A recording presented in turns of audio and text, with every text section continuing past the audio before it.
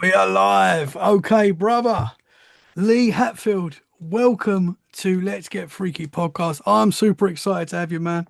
I was very lucky to be on your podcast a couple of weeks ago, and it actually dropped today as we're recording this. It's just come out, so people need to go and check it out.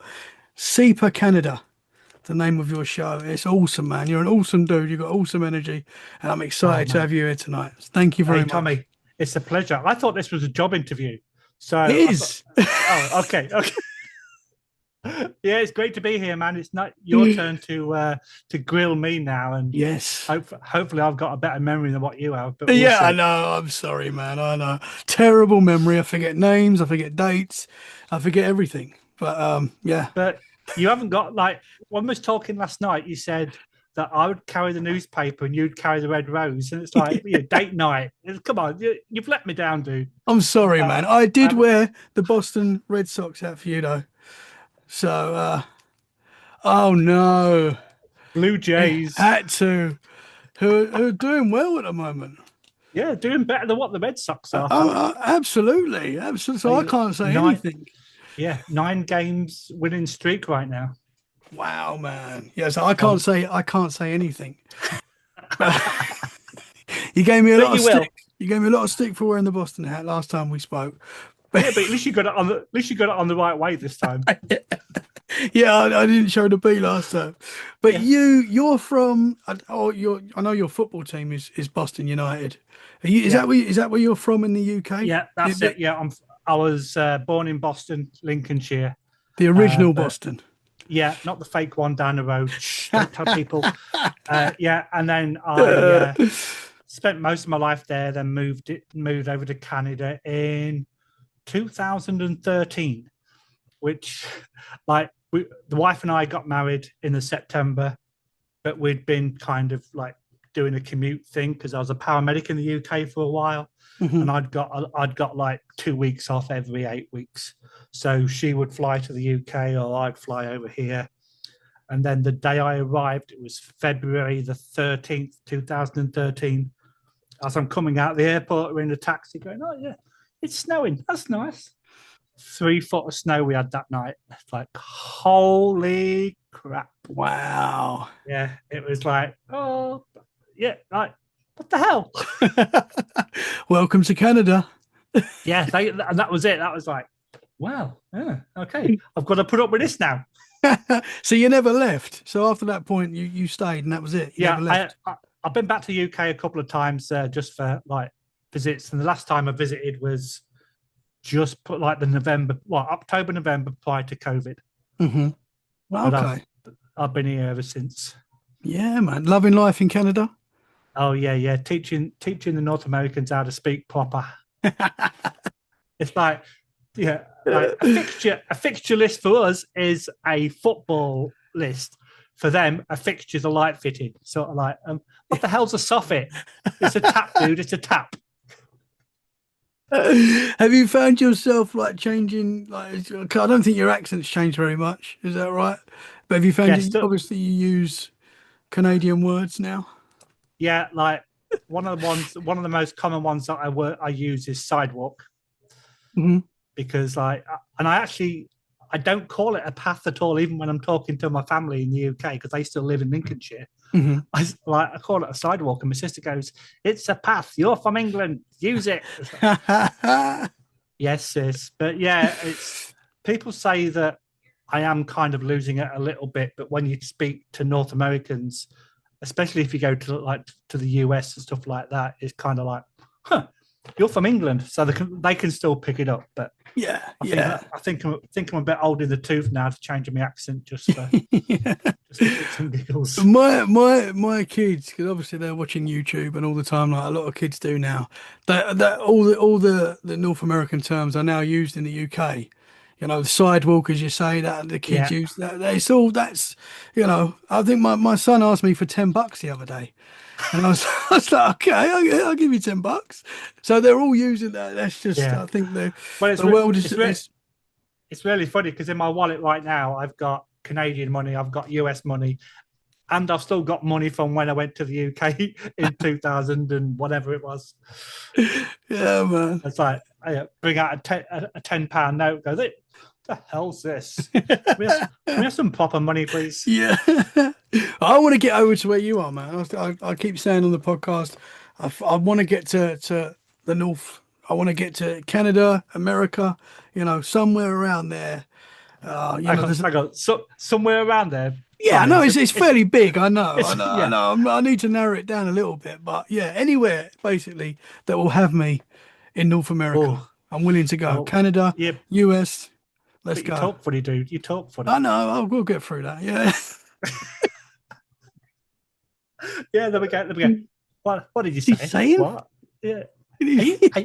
Are you Scottish or are you Welsh? I think the worst one was what part of Holland are you from?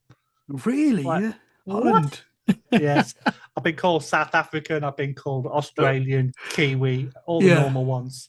Yeah. I kind of get the Australian because that can be a little bit close sometimes. It depends, man. But we're all the world is so much closer now anyway, which is 100%. really great. Like you can be in the US, you can be in the UK, you can be in Australia, you can be anywhere, and we can do this, and we're in the same room basically. And that's what's it. really cool. Exactly. I remember back in 1991 when I was still in the RAF for like 6.5 years, and they sent me down to the Falklands, and it was like one phone call a week. I nearly said cell phone then. One phone call a week, and then You're changing, man. Yeah, I know. I was like, stop it.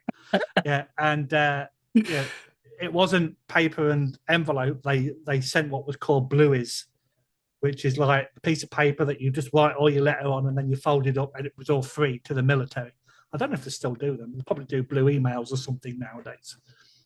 But yeah, back in the day there, and like now it's sort of like, well, you're on different continents and like, different time zones and stuff like that. So it is wild. It is wild. Who knows what the future will bring? Maybe one day we'll be able to, at the click of a switch, teleport to Canada and actually be, you never know, man. Who knows what's coming? I'm glad you said that and didn't say flick a switch and I'll be able to touch you, because you're not touching me, Tommy. I'm sorry. But come on, man. This is date night. Hang on. Stop, Tommy. Stop it. Stop it. This is getting freaky.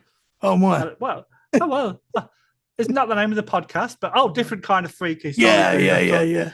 I thought we were going to get all kinky then. Let's get kinky. Not yet. That's okay. After show. Yeah. Okay. So you are changing the subject. You are in the paranormal world now. You got a paranormal podcast. What got you into the paranormal? Is it something you've always been into, or? So, when I was a kid, I know that I spoke to you a few weeks ago, and you were telling me all these stories about what happened to you as a kid. None of that happened to me. Like, I had no experiences about of what I can remember. Just had a normal childhood. But I was always interested in ghosts and spirits. Yeah, it's blown out of proportion now, but back in the those years when everything was black and white, a long time ago, I used to love reading about Borley Rectory, like the most haunted place in the UK. Mm-hmm. And it wasn't until a few years after that I found out that it burnt down in the 40s and it didn't exist. But you always used to read all these books about Borley Rectory and what was true and all this kind of stuff. And it absolutely fascinated me. And about 18 months ago, I found a company that are in Canada that do like lectures and courses. So I did like a ghost and spirit course. I did a poltergeist course. I did a demonology course, and stuff. Oh, you okay? Yeah, I'm having a bit of a thing going on just then. What happened? Hello, can you hear me? I can hear you. Can you hear me? I can. Yeah. I just got something going on. It's this new computer that I've got. It's like, that's weird. It's weird. You said demonology course, and then it suddenly went a little bit. I know.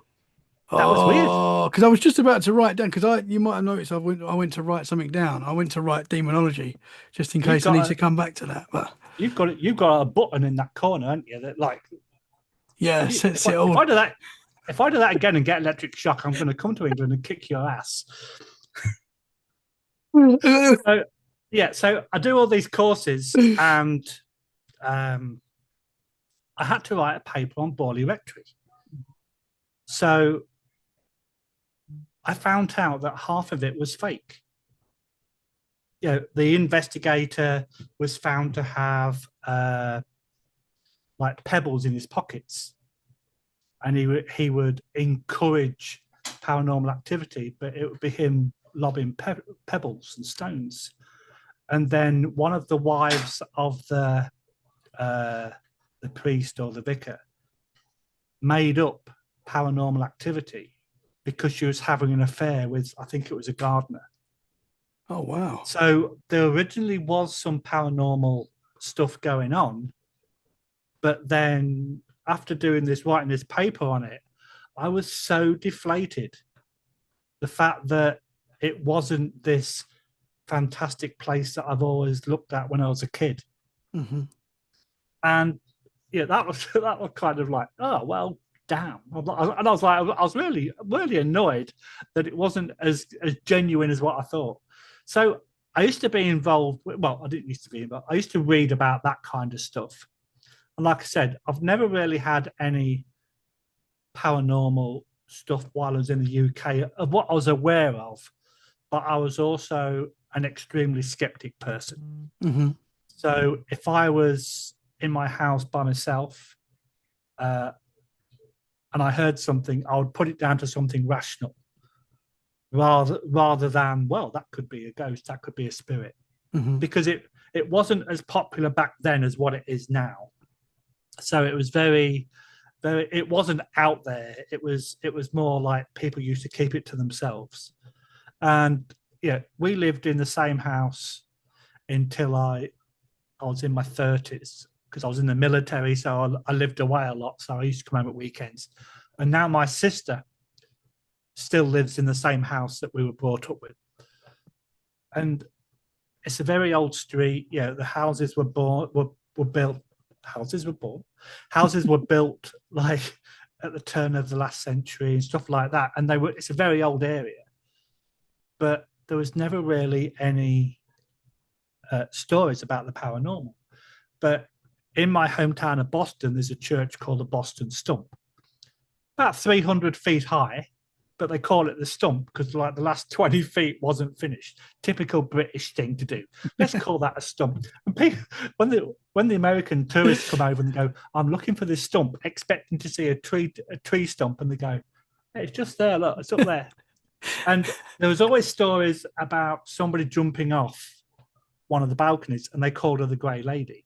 So I quite often used to this church is in the centre of town. I quite often used to go, and I always looked up on the off chance that I could see this Grey Lady, but I never did.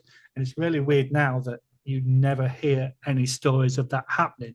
It was always back in the day. So, Okay. but yeah. So like I say, I always had like an interest, but I never really did anything about it.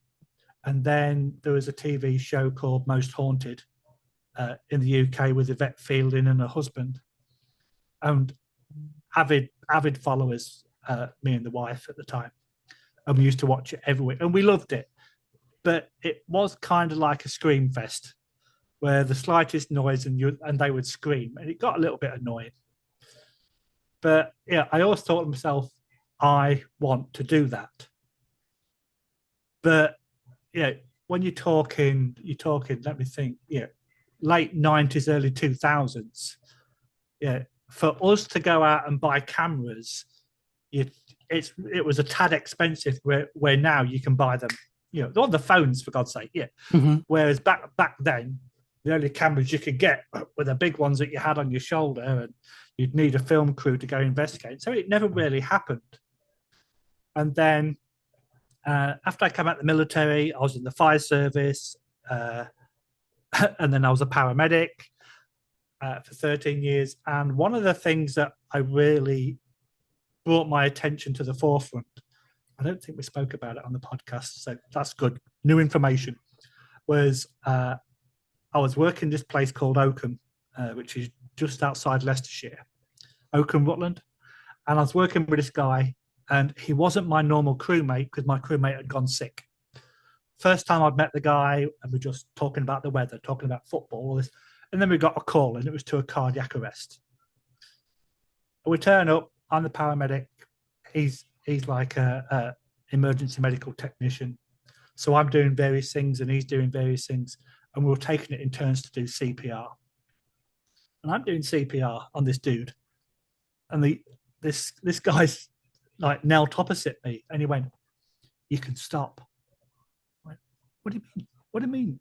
Yeah, I'm the paramedic, dude. You can't tell me to stop. I can tell you to stop," kind of thing. And he went, "No, the patient's spirit stood behind you and telling me to tell you to stop." And I'm like, "Just run that one by me again." He goes, "Yeah, the patient's spirit is stood behind you saying, now's my time. You can stop doing the CPR because I'm not coming back." And I'm like, "With all due respect, can you please tell the spirit that I've got a job to do and I can't stop legally?" And he goes, "Oh yeah, the spirit's okay with that." And I'm like, "What the Wow. Okay. Yeah. And then we called it, and yeah, the patient didn't make a recovery. Got back on the ambulance, and I'm like, "Dude, you don't do that in the middle of a cardiac arrest and tell me that there's a spirit stood behind me." And he went, "Well, yeah, I'm sorry, but I'm a medium." Well, yeah, that'd have been some really cool conversation to have at the beginning of the shift, not in the middle of a bloody cardiac arrest. Wow, man.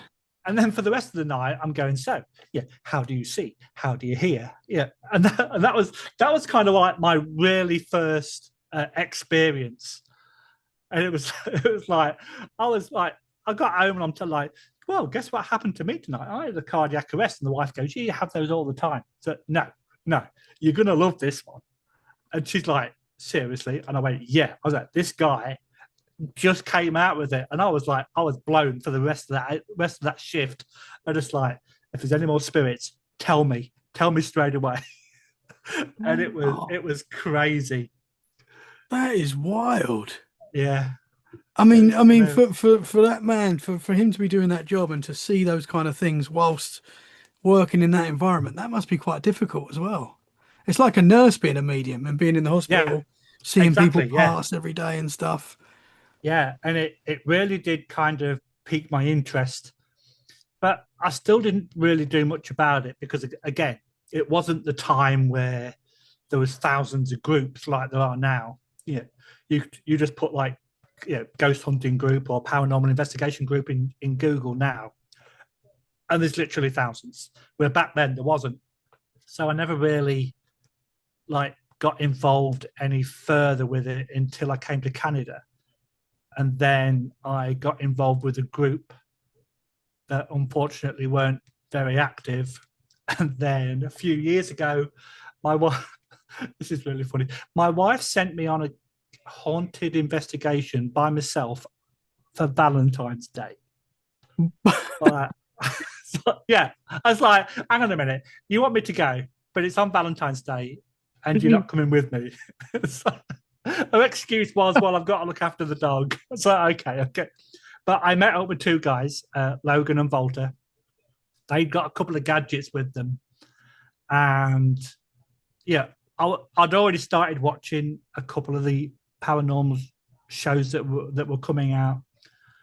And there was this girl that was giving us a walk around this. It's really weird. It's a museum, but it's what they've done. Old buildings from various parts of the area, they brought together in one field. Rather than destroy them, they brought them to create a museum. So we were going from building to building, and she did a seance, and this girl felt like she got pushed, and we're going like, "No, she didn't." It seemed a little bit too obvious. And then we went into one room, and there was the Estes method, and I've seen it on some of the TV shows.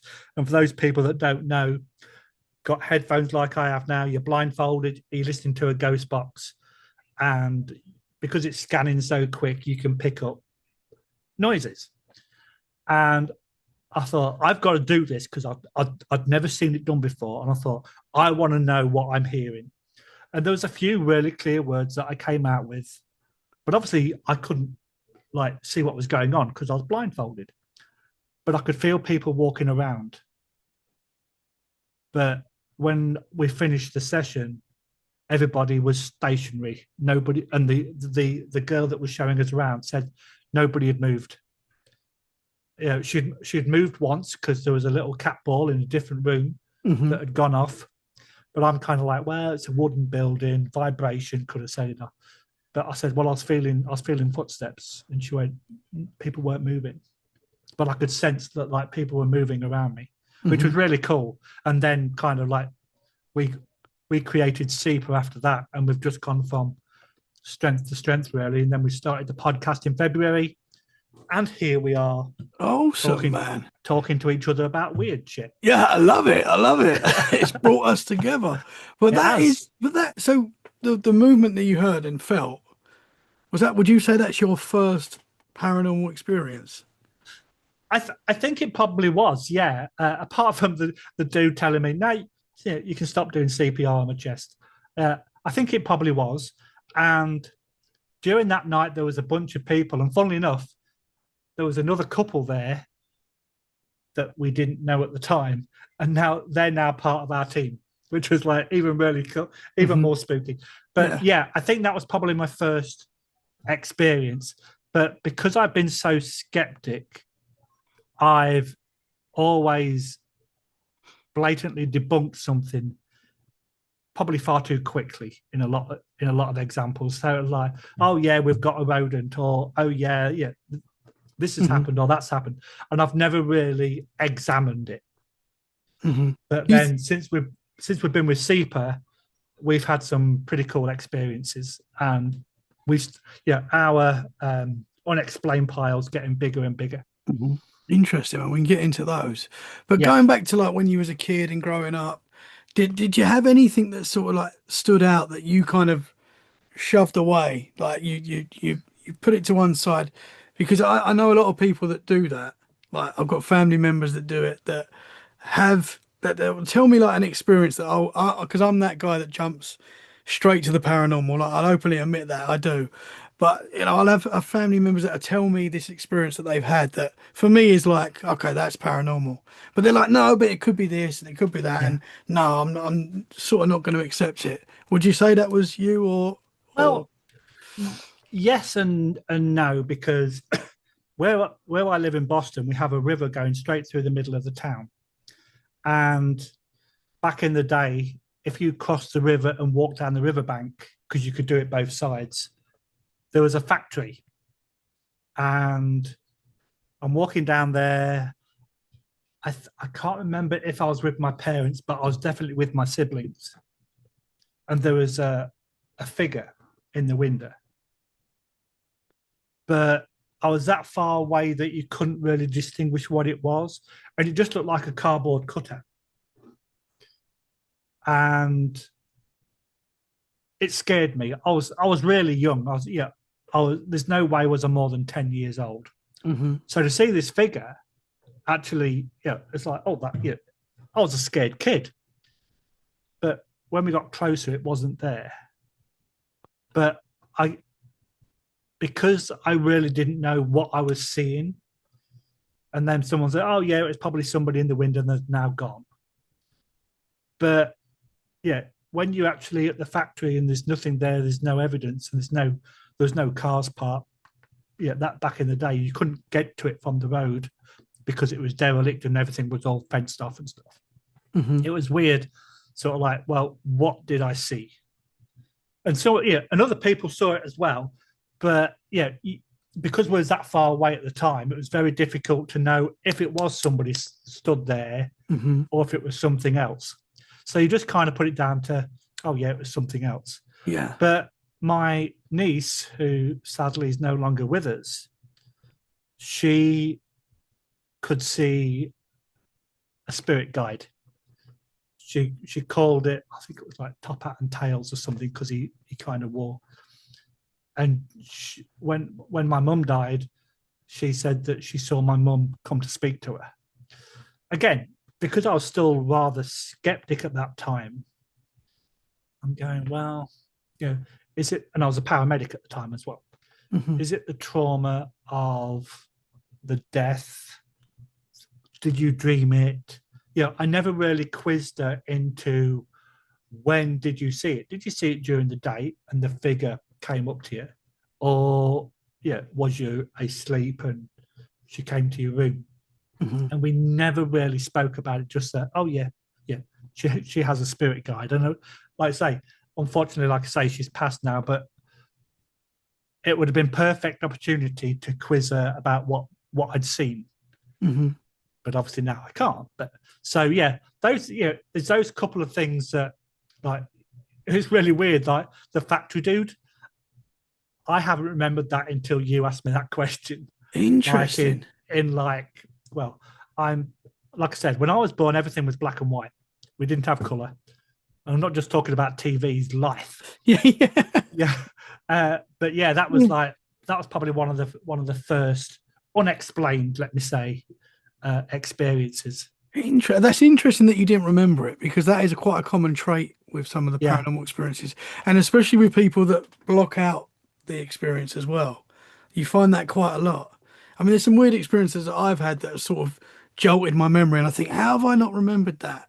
That's such yeah, a big thing. Like, that's such a weird thing to experience, and I've not and remembered it. yeah, and it's really funny because when I first came to Canada, I was working as like a security guard, and I had a ebook with me, and I'm just reading whatever I decided to download. And there was a lot of books that I read on the fire service or paramedics, and every time I remembered a job that I did because I'd read something, excuse me, I used to jot it down. And then I've got so many stories together now about my time in the fire service and the paramedic. Yeah, I've got enough for a book, and people go, "You should publish it." But Yeah, it's man. it's like the imposter syndrome. You don't think it's good enough kind of thing. But it's on my computer. It's there.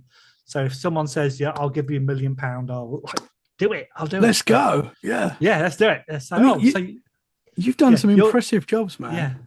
yeah, you're going to do it for me, are you? Yeah, Okay, great. if one day, Yeah. yeah, Sell your baseball cap, you'll get $1 million for it. You'll be fine.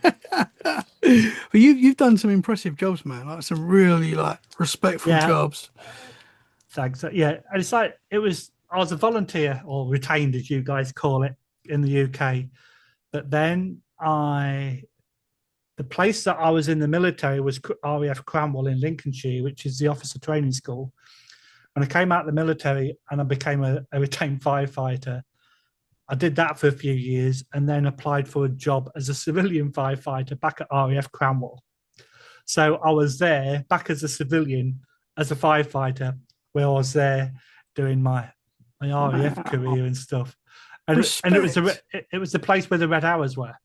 Wow, man. Because they're now based Waddington in Hmm. Lincolnshire, but they were based at Cranwell for a while. So Wow. we would climb over all the Red Hours, and Wow. yeah, Oh, and wow, man. then I got bored because we had like five jobs in 5 years.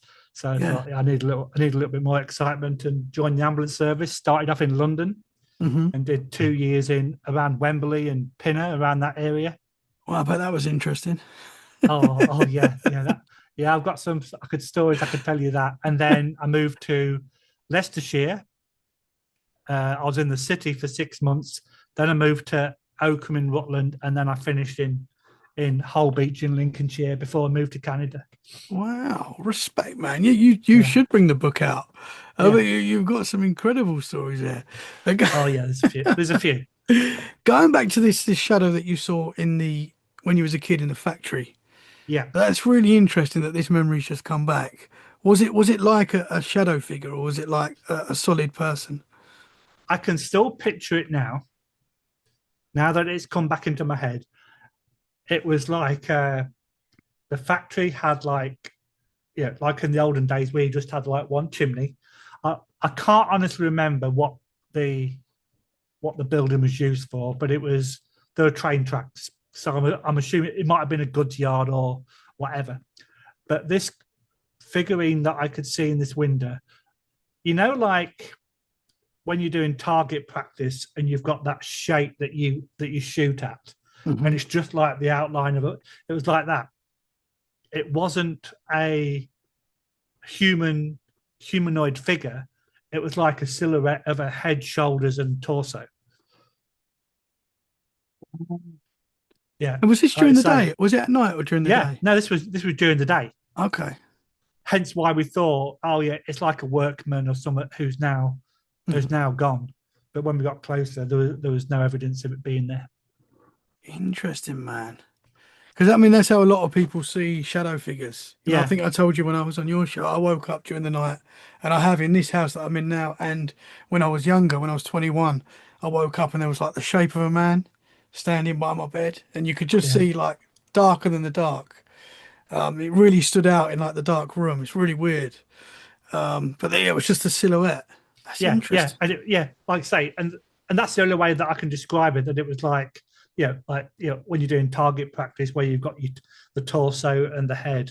There wasn't any definitive characteristics or anything like that. It was just the Yeah, outline of a head, shoulder, and body. interesting, man. So you've possibly seen an Yeah, entity. possibly, but yeah, back in the day, Hmm. yeah, I wouldn't. I was probably too young to realize that if it was of a paranormal nature, and with the my siblings or whoever I was with just saying, "Oh yeah, it's probably a workman." Number one, did they not know what it was either, and were just protecting me to say it's a workman, or did they just assume it was a workman? So yeah, Yeah. I'll have to ask my sister see if she remembers. Yeah, yeah, man, that'd be interesting. It is weird because you wonder if as a kid, if you'd been told you did see something there, you did see a spirit, an entity, whatever it was. It'd be interesting to know if that would have changed your path slightly with the paranormal. Would it Exactly. have opened you Yeah. up a little bit more? That's a very good point. Yes, very good point. Because I do remember like my grandparents on my father's side and my grandfather on my mother's side being alive when I was a kid, and they died before I was. All three of them died before I was 15. But there didn't seem to be that kind of like environment where people spoke about ghosts or they spoke about spirits, or I don't think shadow figures actually were invented then, because Hmm. it does seem to be more of a modern Hmm. apparition kind of thing. Yeah, they probably did, but there wasn't a name for them like there Yes. is now. Yeah, Yeah, sure. and the difference between residual and intelligent, that kind of thing didn't. It was all kind of everyone was tarred with the same brush. Hmm. Hmm. Yeah, interesting. Because when I was 21, when I think I first saw what I would say a shadow figure, I was quite into the paranormal stuff then. My knowledge wasn't great. I'm not saying it's great now, but the term shadow figure never, that's quite, as you say, that's quite a new term, I think. Yeah, I don't know where it started. Hat man, shadow figure. So many people see these things and there's a name for it now. But yeah, interesting, man. That is yeah. interesting. It'd be interesting to find out where the term shadow figure come from. It Yeah. probably goes back longer than what we think, Hmm. Yeah. Yeah. but rather than call it a shadow figure, they probably just called it, oh, there's a shadow, Yeah. just Yeah. left it Yeah. rather Yeah. than a shadow figure. Yeah. It's a shadow figure, shadow people. Yeah, exactly. There's Yeah. interesting, man. So what kind of things? So now you're investigating and you're probably more open to it now. What kind of things have you experienced now? You're So out there. what one of the first things that I really experienced that was like it was so cool. We were at a jail, and it's called the SDG jail in Cornwall. But Cornwall over here is a town, not a county like it is in the UK. And this prison, jail, whatever you want to call it, is renowned for paranormal activity. So you kind of walk into the prison and you've got a long corridor and it kind of splits left, got a small corridor to the right, and then you can go straight on. And from that junction to the bottom of the corridor is probably 30 to 40 feet. And then it opens up into another room that was called the Hell's Angel wing, which is like, I wonder why it was called that. but if you come back and you turn left, there's more levels to the prison. But if you go right, there's a very small, like solitary confinement thing where one of the prisoners actually committed suicide. And there's stories about that he's supposed to communicate. But I wanted to go by myself because I know that we spoke when you came on my podcast about a fear of the dark. Mm-hmm. And I wanted to, I remember saying to you that I didn't really have a fear, but I was always cautious of the dark. And I wanted to break that spell. I wanted to break so I wasn't scared or have a fear of the dark. So I went off by myself. Plus the fact I wanted to experience something. And my two colleagues, one was left and one was right. So they were a good 30 to 40 feet away from me. I walked into the Hell's Angel wing, and you've got like 6 cells on the left-hand side. And then on the right side, if ever you've been to prison, I'm not saying that you have, but not yet. Not yet. Touch wood. You've got those. Yeah. Nobody's caught you yet. No, not yet. No. Yeah. You've got like those metal tables that are fastened to the floor. Mm-hmm. So I'm in pitch black, and I've got my IR on, and I've got my body camera, and I've got my audio, and I'm walking around. And I always remember, because I always I always let people listen to this audio that I've got. And it was literally saying, if anybody's here, please make a noise, make a sound. And I would very much appreciate that. And at the time, I didn't hear anything. So when I'm replaying my audio, and I'm like, let's see if I heard anything. And you can hear cars driving past. So that was a car, or I'm one of these people where if you hear a knock, you go, well, it could be the building cooling, it could be anything. So, unless knocks are repeated, I just like, it's nothing. And I'm reviewing the evidence. And after I said, I really do appreciate that, I heard like a double breath. And I went, no. Played it back, and a double breath. And this was like a few days later. So I sent it to my 2 colleagues, and they went, well, it could be you. And I went, I'm a paramedic, dude. People don't normally do that. Like, you don't talk and then do a double breath. It's not how humans breathe. Mm-hmm. And I sent it to a friend of mine. Funny enough, the guy that gave me this computer, that's a nice brand new, thanks, Joe. It's a very good friend. Shout out, Joe. Joe. Yeah, big computer he gave me for my birthday. Wow, man!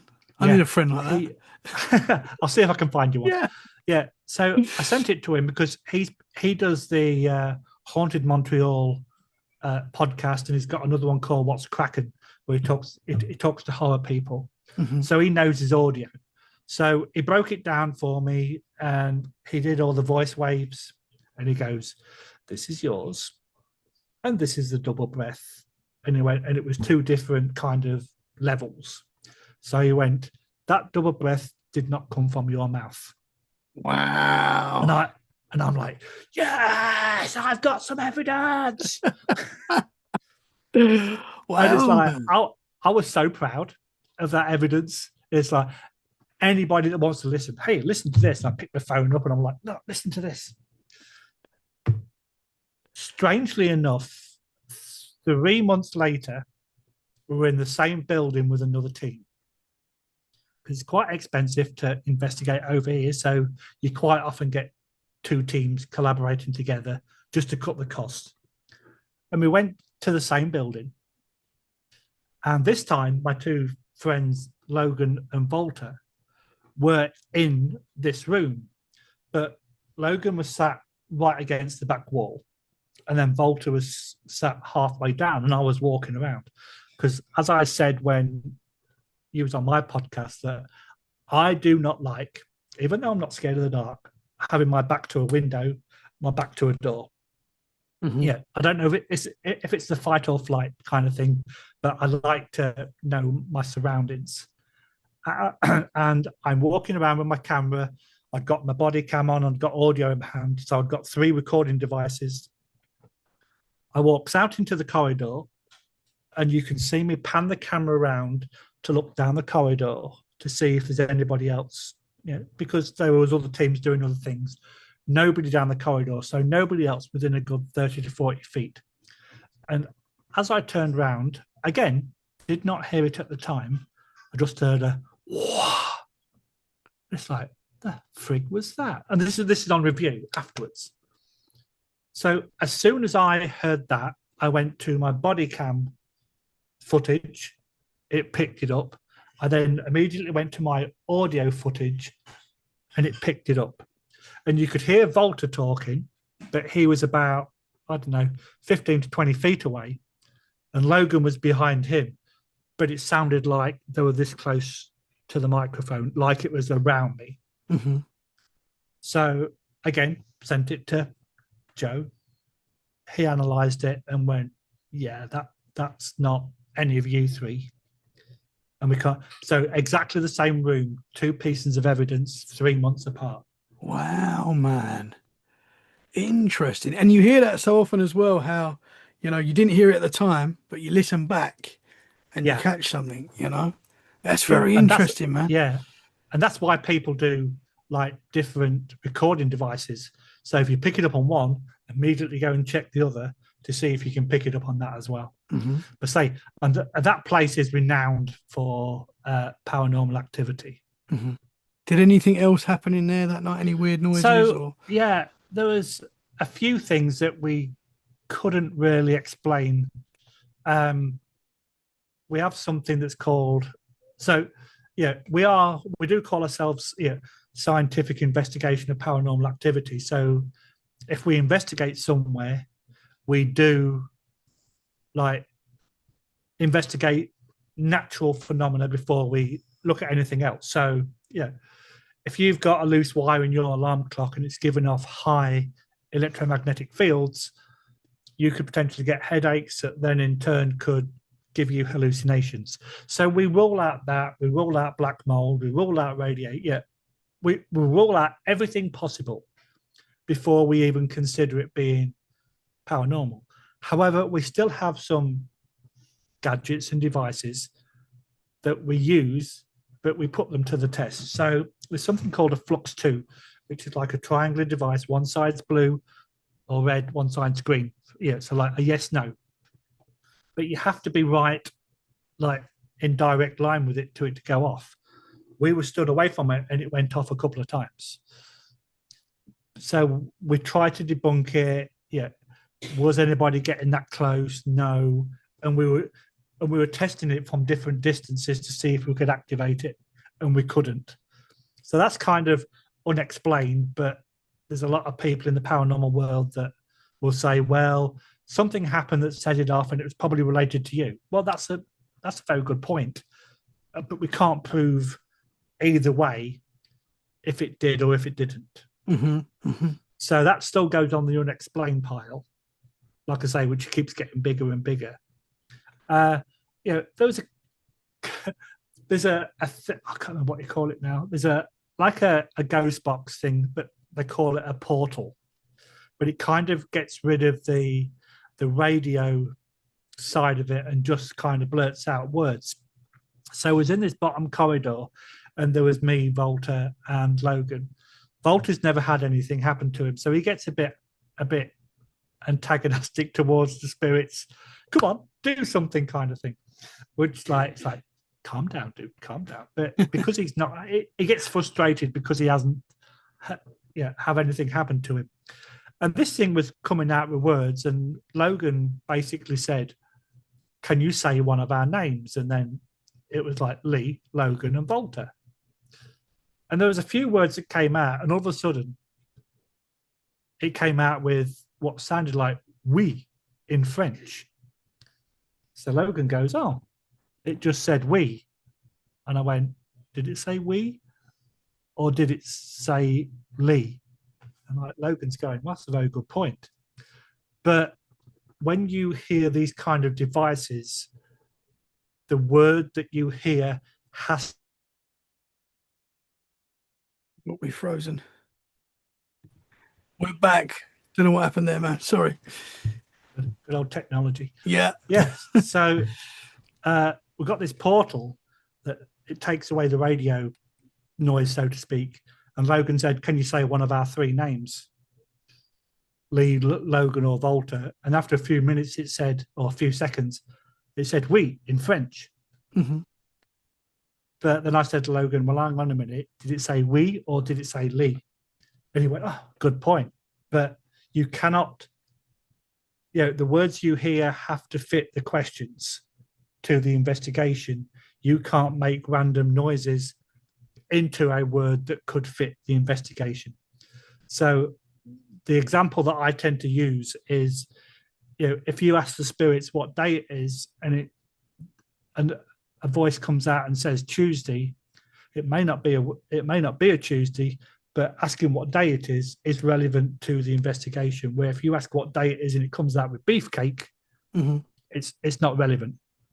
So we were like really scrutinizing whether it was Lee, whether it was we, as in yes in French, and again, unexplained pile. But we actually did that with a group that do a lot of like public events, and they have footage of that, and you can actually hear it on their footage as well, that it was like a we or a Lee, but it wasn't quite clear enough. Interesting. Yeah, Because so that was the French language is quite big in Canada as well. Isn't that right? Where a lot of people talk French as well. yeah, they do. Yeah, just over there. You can't see Yeah. it on camera, but Yeah. we can see Quebec from where we live. Oh, It's like wow. it's literally a mile away. Yeah. Yeah, Okay. and they are strong French speakers. Mm-hmm. Yeah. Interesting. Well, my mum lives in France, so Oh, okay. she can speak French. Shout out, mum. Hi, But mum. yeah. Interesting though, man. Yeah, and it's one thing that's really makes it even more cool. There's another prison about a mile, well, excuse me, about an hour away, and it's got a French name. It's basically, when you see it written down, it's L apostrophe original, but they call it L'Oreal. And the guy that organized the public event messaged me one afternoon and he went, "Do you fancy a road trip tonight?" I said, "What's the?" And he was setting up for a public investigation.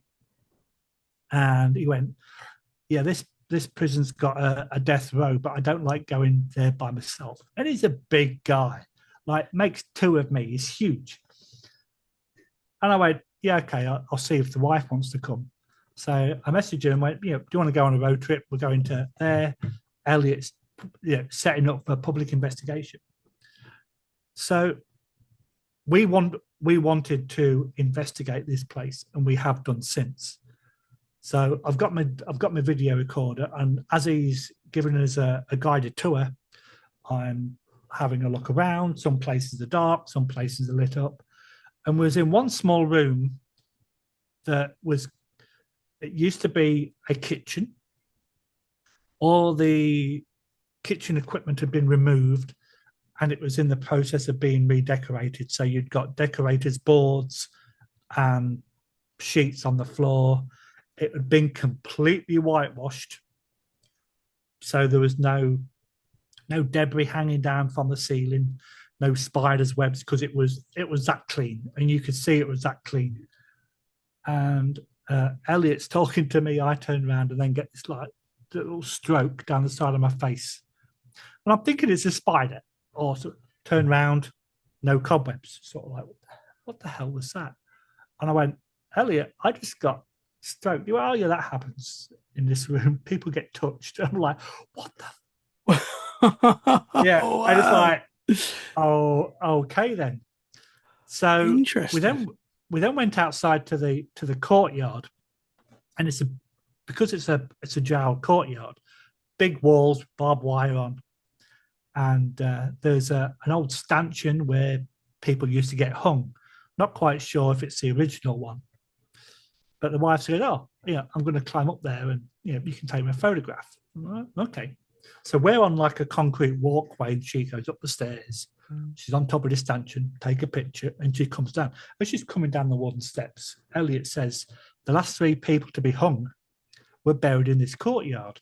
Can you guess where they were buried?" And she's walking across the grass towards us, and she goes, "Yep, one there, and one there." And like Elliot and I look at each other and we go, "Say what?" She went, "Yeah." As I'm walking across the grass, it got cold. Then it was normal temperature. Then it got cold again. And I'm like, "What? You can't just spring that on me right now." And Elliot looks at me and goes, "What the hell have you married?" It's like, dude, I wish I knew. Was that the spot? Did she get it right? Yeah, she got absolutely spot on with the 3 great. Yeah. And then she also mentioned that while she was walking around the prison, she felt like she was getting, I was going to say pants then, a trouser leg pulled. And so like she go, "Yeah, I kept feeling like someone was tugging on my trousers, but on her pants." But yeah, pants in the UK means something completely different. Yeah. Which would make it really bizarre. But yeah, so wow, man. Yes, so this place has got some really interesting paranormal activity, and we actually got to investigate there a few months later. So in February this year, and we actually had a medium with us.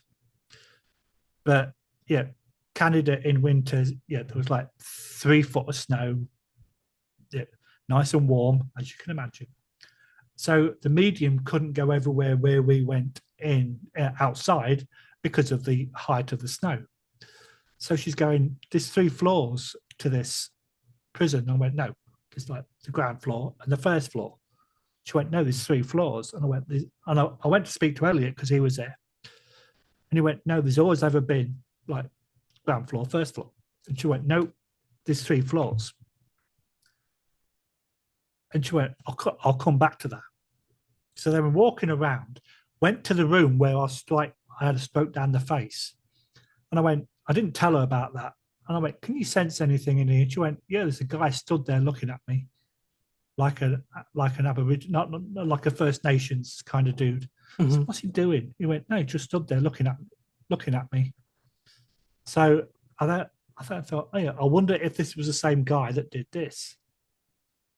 And I went, "Is he doing anything?" She went, "No, he just like stood there looking like, yeah, like don't come any closer kind of thing, just looking at you." So when we finished the investigation, she went, "Is there anything that you think I missed?" And I went, "Let me tell you something. There was 3 people buried in the courtyard." And she went, "Hang on a minute, they were buried in the..." I went, "Yeah, in the courtyard." And she went, "That's where your 3rd level is."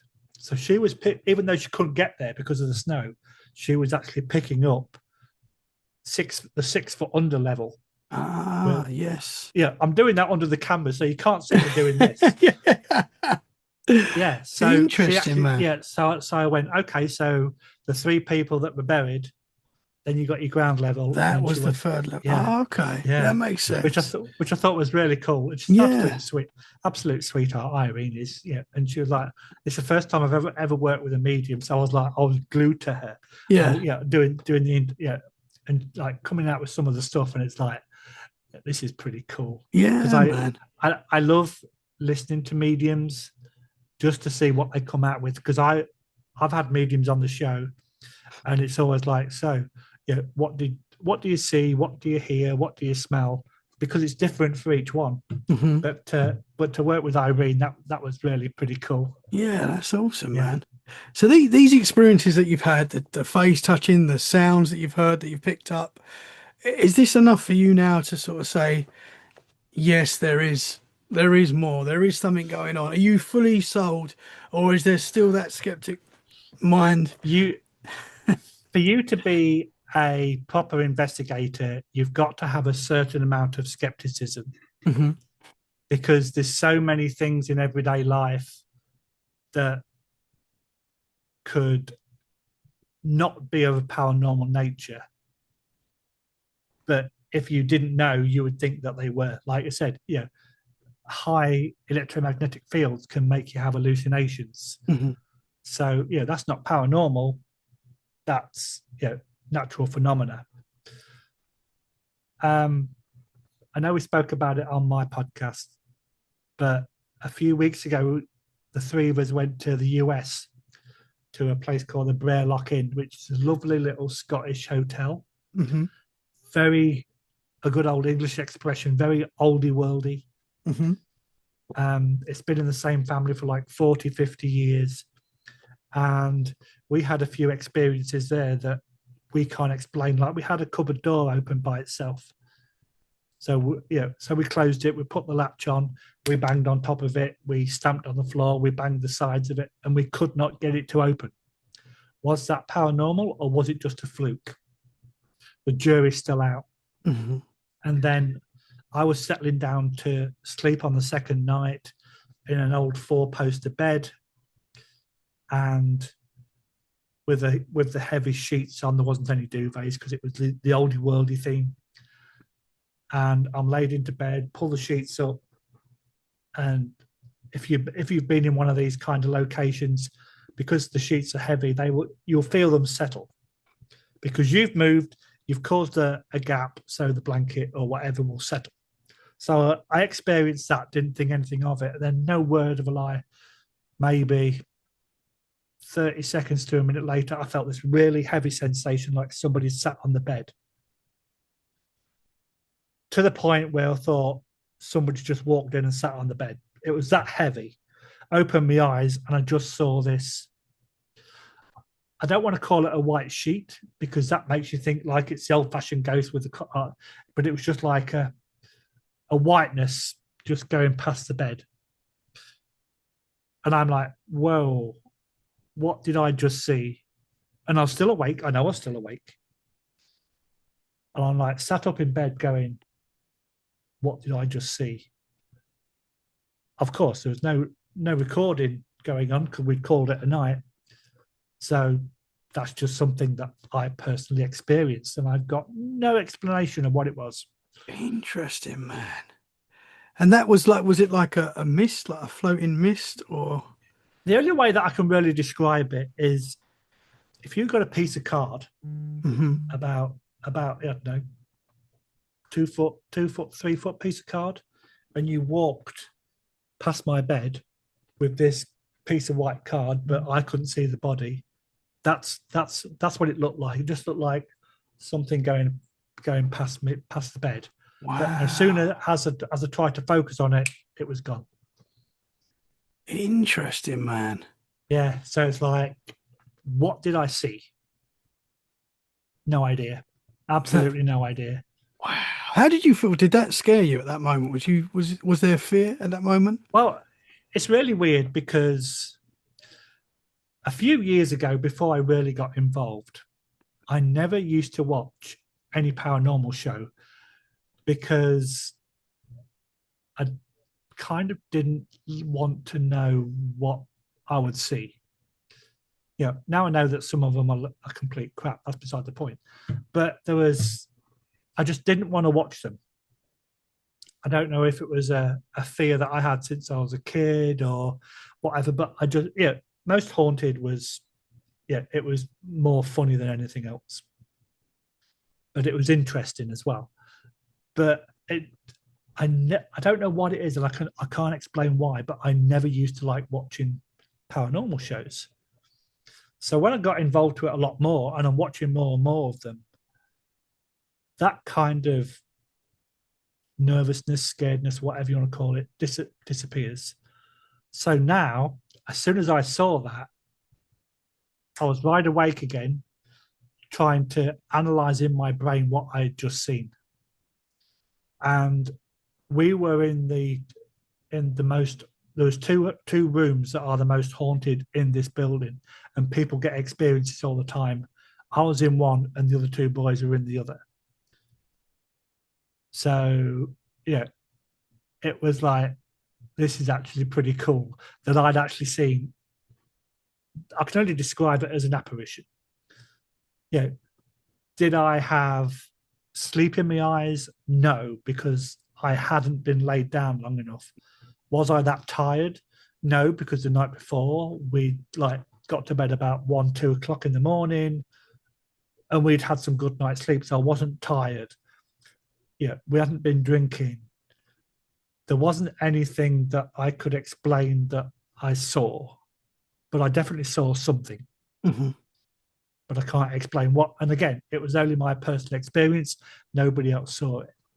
Hmm. But in the other room, we were doing a solo um, experiment, and one guy was in the room, and us two were looking at the cameras because we had like cameras all over, and we saw this. I'm not a fan of orbs. Some people think that the spirits, but 9 times out of 10, it's dust or it's bugs or whatever. And then on one of the cameras, the only thing, it's like two oval kind of shapes just kind of came and rotated down in front of the camera. So I immediately thought, well, okay, it's a bug that's really close to the camera, so because it was really big. But there hadn't been any moths or flies or bugs that were flying around in the room. All the windows were sealed, yeah, so none of them had come in through the window. So we couldn't kind of figure out what it was. Hmm. And there was the ceiling had like a plaster covered ceiling, like like that unfinished kind of unfinished finish kind of thing where it's got the ripples and stuff. It was that, but if it was something that had fallen down from the ceiling, there would be flakes of paint or there would be evidence on the floor, and there was absolutely nothing, and we could not figure out what that was. Interesting, man. So you're, And you're gradually getting more things happening. yeah, exactly. And what's interesting about that room is we was talking to some of the people that worked there, and some previous residents had got orbs coming down over the top of the bed, and they were getting like one orb for yes, two orbs for no. And that's not going to be dust, that's not going to be bugs, not on a regular basis that it can actually ask questions. Hmm. So it's extremely interesting that that would happen, that should happen in the same room. Yeah. But they were coming out with loads of different things that had happened to people. Some people had seen different characters in the rooms and stuff like that. Hmm. But one thing that makes me wonder, one of the stories is that there was a young girl, no older than 15 to 20 years old, and she used to walk around the halls with with the old like white nightie on, Hmm. with the candle on the tray, like you used to do back in the old days when me and you were kids. Let's not go there. Jeez. And yeah, you're welcome. And they've seen this girl walking around the hallways, but it seemed a little bit high because it was at the level for the top of the four-poster bed. Hmm. So it's very, and yes, there was lace on the four-poster bed, but what I saw was moving, and the air conditioning wasn't on. The windows were closed, so it wasn't the lace moving, Hmm. because it wouldn't have just have done it for a split second and stopped and not done it again. Yeah. If there was a draft, it would have repeated it, but it never did. So I think I can pretty much guarantee that I ruled out the lace moving, and it Hmm. hadn't moved all weekend. So why should it just move at that one particular time? Yeah. Interesting, man. I mean, I talk to all sorts of different people doing this podcast, and I really do enjoy talking to like skeptics as well, that have these experiences that I know have dealt, because I admit I jump to the paranormal all the time. Like I'm getting a bit better at trying to debunk things. I do try and debunk things now, but I very much that's got to be paranormal. So I like talking to someone like you that I know is going through every step, like really in depth, like more than most people, to try and debunk what this could be. But that's very Yeah, interesting, man.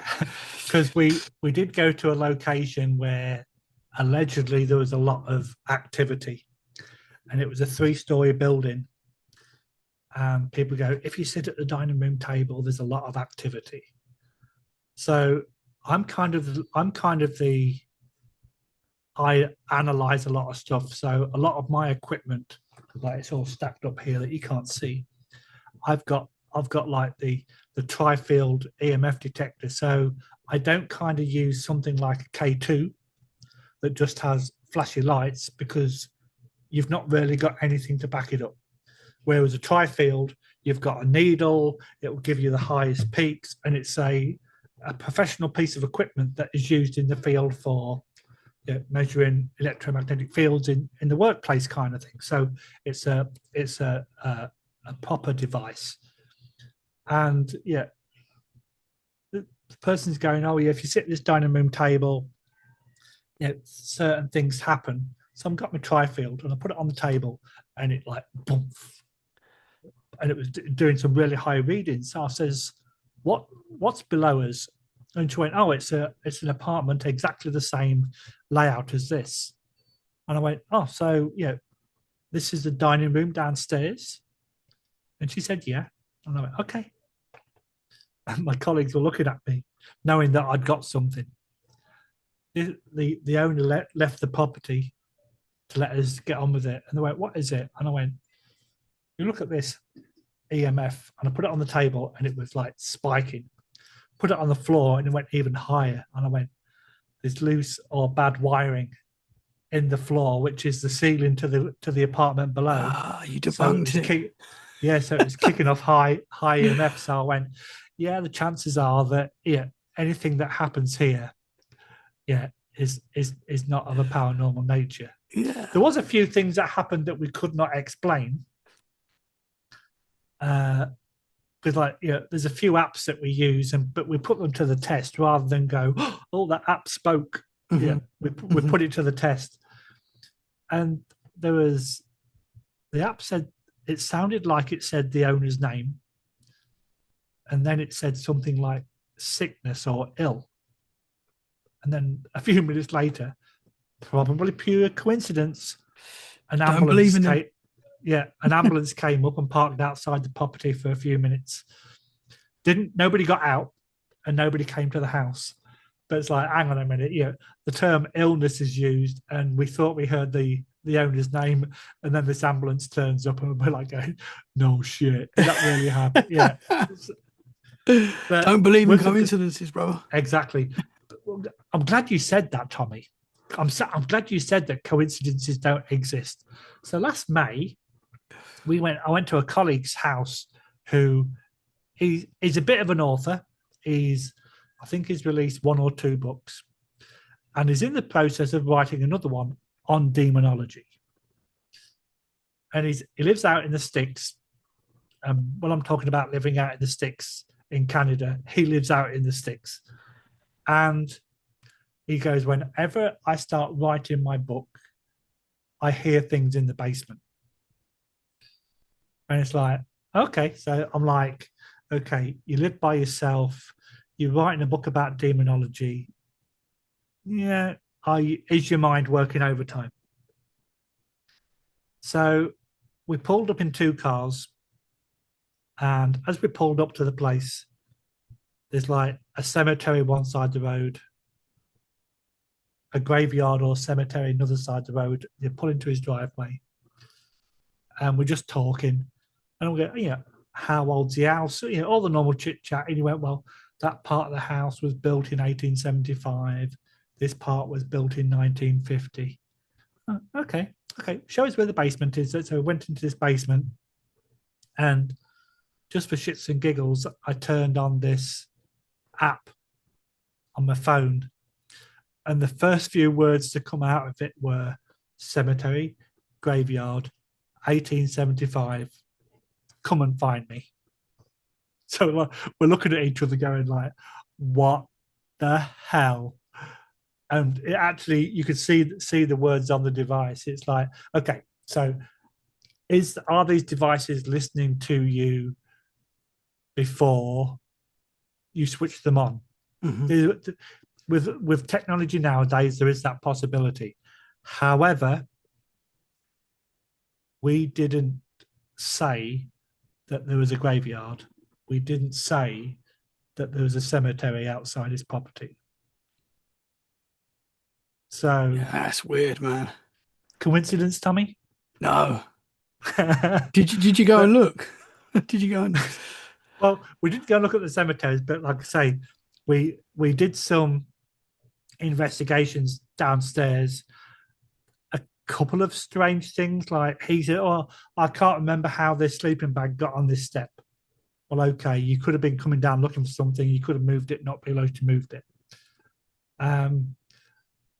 Yeah, and there was when he was, because we actually interviewed him upstairs in the kitchen, and we've got an obulus that comes out with particular words. And as he was talking about his book, because we were recording downstairs, the obulus came out with the word demon. And it's like, yeah, is it able to listen? We don't know. So we kind of half debunked it, but Mhm. there's still that little bit of skepticism, like, what did we really did it? We know it definitely said that, but was there any like factors that, yeah, did it get that cold that it comes out with that word when it was cut, that kind of stuff. And Mhm. we had no answer for that at that particular time. Interesting though, man. So you But, said you studied demonology as well. well, I won't say I've studied it. This course was a basic 4-week course, and it was like the basics of demonology. Yeah, what it is, what it's supposed to interpret, and all this kind of stuff.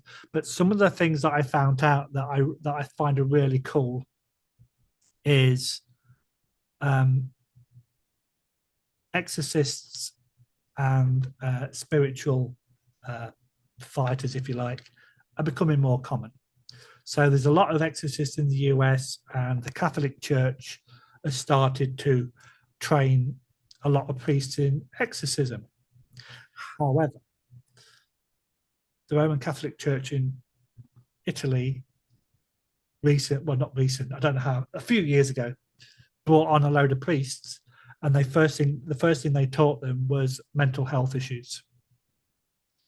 So, yeah, we know that there's stuff like schizophrenia that can, people could hear voices and that kind of thing. So, how much of mental health is demonology? Mhm. Because they say that 1% of the real stuff, is 1% of demonology is actually real, where the rest of it is underlying factors. There was an incident in Europe, I think in the 70s, where this girl was allegedly possessed, because this was part of the course. And in the end, her family and the priesthood got charged with neglect, because she was dehydrated and all this kind of stuff. So, was there really any evidence of demonology, or was it that they were misconstrued about what was actually happening, and it was, they weren't drinking, they weren't letting her drink, they weren't letting her eat, and she eventually died, but they actually got charged with neglect. So that kind of throws a spanner in the demonology words. A lot of people don't like using the term demonology. Mhm. Yeah, you could say that it's a malevolent entity, and the amount of people that say, "Oh, I've been scratched. It must be a malevolent entity. It must be a demon." But I've got another theory. Mhm. So, as we've had a couple of issues tonight, if I'm talking to you and you can't hear me, the next logical thing for me to do is to reach out and go, "Oi, Tommy, I'm trying to talk to you." So, are these scratches that these people get a spirit trying to get their attention, and because the spirit has spoken and they cannot get any interaction, they then gone out and reach for somebody? And is it that touch that's caused like the redness in the arms or the scratch? Interesting. The jury's out on that one. Yeah. Nice. Interesting, man. So now that you're well into this research now, you're in there. You've actually seen possibly a spirit recently, that white thing that you saw, and you going back to a kid when you saw the shape Yeah, as well. So you've possibly seen things anyway. What are yeah. your thoughts now on the paranormal? I say you're not fully sold yet, but No. where are you now as of today? So there's a lot of, unfortunately, a lot of fakeness out there Hmm. where, when you watch all these TV shows, oh, the door moves, but you never ever see what's behind the door. You can hear a noise, but oh, the noise comes from the kitchen or it comes from a different room. So unfortunately, in this day and age, a lot of the evidence can quite easily be faked. However, you seeing the William Shakespeare dude in your bedroom, you know what you saw. Hmm. Is there a rational explanation for it? Not that we're aware of. And I do think that there's too much incidents and experiences that people are having for there not to be something. But we know that paranormal investigation is a pseudoscience because we can't prove any of this. But out of all the people that have had experiences, they see soldiers in Gettysburg, they see, I don't know, Roman soldiers walking down the streets of York, Hmm. and stuff like that. What are they actually seeing? Are they actually seeing a spirit, a ghost, an entity? Or is there an underlying factor? When people see UFOs, if multiple people see them, how do we know it's a UFO? Because the definition, it's unidentified, it's flying, and it's an object. If it lands and you can identify it, it's neither of those three. Hmm. And in this day and age, when you've got drones and you've got Chinese lanterns and you've got other weather phenomena, including like SpaceX, for example, when they launched their satellites for the first 24 hours, all the satellites are in a straight line, and we've actually seen that over here. If you don't know about SpaceX and what satellites do when they launch, you're going to put it as a UFO. Hmm. I think that's got me a couple of times, to be honest. Yeah, Right. yeah, yeah. But you cannot explain everything. Like what I've told you about tonight, I can't explain it. Like the audio on my, at the first jail that I mentioned, we've had it tested by people that are in the field of audio for the career, and they can't explain what it is. If it was a normal,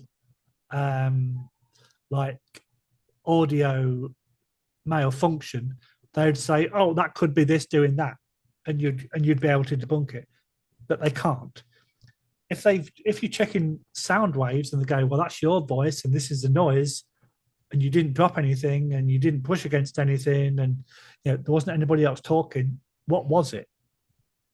So it's very interesting to think that there may be things out there, but we cannot explain it, and it's not anything that we can actually examine because these things are not around long enough for us to come down to this science lab. Let's do a little bit of an experiment. That's not how it works. Yeah. So I'd like to think that there's something out there, but I'm not definitely 100% going to say it's paranormal, but there's definitely something that we can't explain.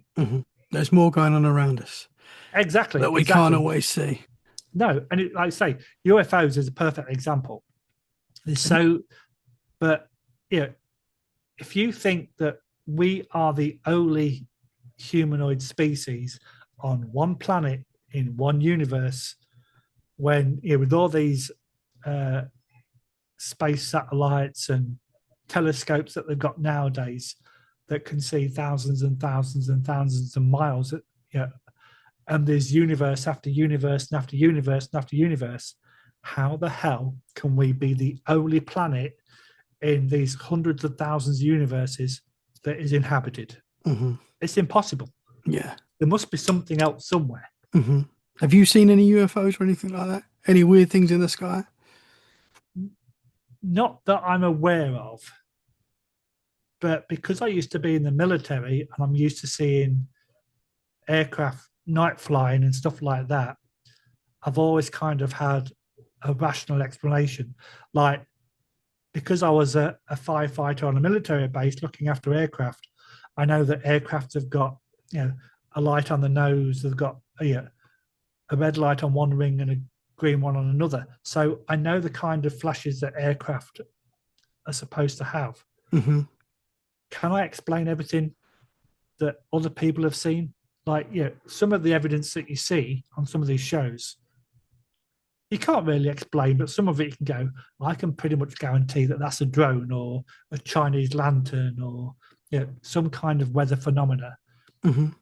We had electrical storm a few weeks ago where you got the normal clouds, but the lightning storm was inside the cloud. It wasn't anywhere else. So the lightning was actually lightening up the clouds, but it was only isolated to this one cloud formation. Mm-hmm. It wasn't to the left, it wasn't to the right, it was just in this one area. So if you're a little bit naive, you could go, well, that potentially could be UFO activity. Mm-hmm. Yeah. But then if you want to flip the coin, and now people start talking about USOs, so like underwater unidentified submersible objects, people see lights in the sea and the oceans, but there are some kind of fish that give off light and stuff like that. So is that what they're seeing, or is it USOs? Mm-hmm. There's so much out there that we don't know. It's very difficult to put your finger on it and go, that is this 100%. Yeah. So when you was in the military, there was no UFO disclosure, nothing that you heard on. No, or no talk of it. No, not a damn thing. You're not allowed to tell me if there was, though, are you? I'd have to come to your neck of the woods and kill you, but as long as you tell me, and then I'll tell you, then I'll kill you. Let me put it out there first. Yeah. But where I was, and we used to do gate guard and this kind of stuff. We used to go out in the middle of the airfield late at night when we're supposed to be patrolling, and we'd sit on the grass in the middle of summer just looking up, and you'd see all these shooting stars and things. But you just put, if you saw a light in the sky, oh, it's a shooting star, or it's a little bit of space debris, or it's a meteor, or whatever. Mm-hmm. And that's what you used to do. So you kind of don't think about it being unexplained. You just tend to have a rational explanation for it. Yeah, you've probably seen loads of UFOs. You've probably seen loads, and you're just putting them down to a shooting star. Yeah. That's just a shooting star. Yeah. Oh yeah. Why has it just done a 3-point turn and gone the opposite direction? Oh yeah, it's a satellite. It's broken. Yeah, it's fine. Lee, I've loved talking to you tonight, man. Thank you so much. It's cool to speak like a skeptical mind. I really enjoy that as well, because we a lot of us in this field jump straight to the paranormal, including myself, and it's nice to have a skeptical mind. It could be this, which we all need a little bit of. I definitely need a little bit more of. But yeah, thank you so much, man. Is there any other weird experience to share that we've missed, possibly? Have you seen a Bigfoot or anything like that? No. Oh, I thought for a second. For a second there. Yeah, but I used to do a lot of camping and a lot of hiking. But again, having a rational mind, you'll put it down to an animal, you'll put it down to rodents or whatever. So you just kind of like, oh yeah, I just heard an animal, small killer rabbits or whatever they are that are out in the countryside. But yes, over here you've got you've got Bigfoot, you've got Sasquatch, you've got Mothman, you've got Dogman, you've got so many. Mm-hmm. I'm really fascinated into what skinwalkers really are. I'd love to find somebody that I could really talk about that too, because that would be really cool. But one of my friends that I interviewed, she does American folklore, and one of her favorites is the Squonk. What's I that? bet you've. So it's really funny because like this is all down to American folklore rather than cryptozoology, and it's a little kind of round ball thing that if it sees a human, it cries and then turns into a puddle, and nobody sees it ever again. And it's one of the most depressing folklore cryptids to go in. But I thought, yeah, I've got to give a shout out to Wen and the Squonk because, Wow. but there's actually there's a Comic Con kind of thing called Squonka Lazuza, whatever it's called, and there's actually a convention specifically for this little animal. Google it. That's incredible. SQO1K. It's so funny. The Yeah. skunk, and it gets sightings and all sorts. There's sightings of Well, this no, thing. it don't get sightings because it's like folklore, but it's Ah, but they have a convention and they have like little mascots and stuff like wow. that. But What that was part of so the US funny. is that in? Sorry. She's in like New England, so like Pennsylvania, New Jersey, that kind of area. Oh, okay. But the wife said that I can't come on a night without mentioning the Squonk. Yeah, the That's squonk. how. I might call this Yeah, episode the squonk. yeah. Do it. And be like, That, there's a squonk episode. Oh yeah. my gosh. And people are going, "My God, what's a Squonk? I'm going to have to Google it." And Google it, and it's got some early pictures of this thing that it's really sad. And Yeah. yeah, like allegedly, yeah, if it sees a human, it bursts into tears, cries, and then turns into a puddle. Wow. So, I'm sorry, but that yeah, that's what. that's a pathetic You, cryptid. I'm Yeah, sorry. yeah, it is. I was Pretty really cool tempted though. to get like a tattoo of the Squonk. Just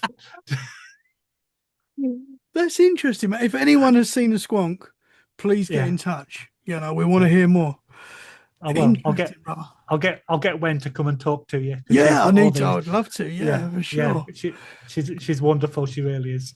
Interesting, man. Wow. Okay. Awesome, brother. Lee, thank you so much, man. It's been a pleasure talking to you tonight. Hopefully, No problem. well, this is not the first conversation. We was on your show very recently as well, and hopefully, we're going to have many more conversations, man. And it sort of seems like you're in the beginning of this journey with the paranormal, and I do say when you look into the paranormal, it looks back, and I feel Oh like yeah, that is happening. 100%. That's happening to you, man. You've seen things already. You're hearing things, and it's happening, brother. So it's going to be interesting. It's going to be an interesting Yeah, ride. I'm just curious what that shadow figure is behind you. Oh, Just don't. You know how scared I get, man. I've seen and experienced too much, man. I'll just wave at it, see if it waves back. Yeah, no. People have said that to me before. I've had people that say they can see things in the corner of the room, and weird stuff's happened.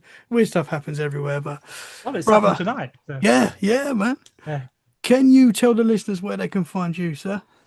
Yep, certainly. So we are SIPA Canada. We're on Facebook. We're on Instagram. We're on TikTok, and all my episodes and other footage that we have is on YouTube. And there is also a website that I put all the podcast episodes on. And it's if you just Google SIPA Paranormal Chronicles, you will find me with my wonderful looks and my dulcet tones. Yes, sir. Okay, brother. I will share the links in the show description so people can Sweet. find you right now. Thank you very much, man. Let's talk more in the future and stay safe out there, Absolutely. brother. You too, my friend. Take Thank care. you Thanks very a lot. much. Bye bye. Guys, thank you so much for listening. I hope you've enjoyed this episode. If you have, share it where you can. That is a great way to support the show. And we'll be back very soon for more freaky conversations. In the meantime, stay safe and keep it freaky. Bye for now. Thank you very much, sir. Take care.